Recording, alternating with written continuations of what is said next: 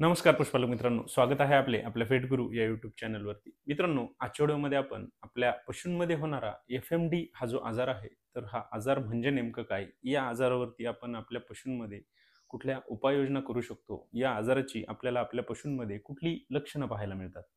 तर याबाबत माहिती घेणार आहोत.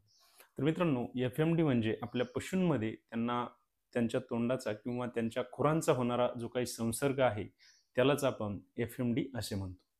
मित्रांनो, या आजारामध्ये आपल्या पशूंमध्ये त्यांना त्यांच्या तोंडामध्ये जखमा होणे, आपल्या पशूंच्या खुरांमध्ये जखमा होणे, आपल्या पशूंच्या खुरांना सूज येणे किंवा आपल्या पशूंमध्ये त्यांच्या तोंडामधून लाळ गळण्याच्या समस्या त्या ठिकाणी पाहायला मिळतात.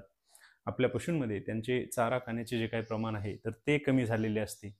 आपल्या पशूंमध्ये त्यांची जी त्वचा आहे तिच्यावरती कुठल्याही प्रकारचा तेज हा त्या ठिकाणी राहिलेला नसतो. तर यांसारखी लक्षणं आपल्याला आपल्या पशूंमध्ये एफ-एम-डी हा आजार झाल्यावर पाहायला मिळतात.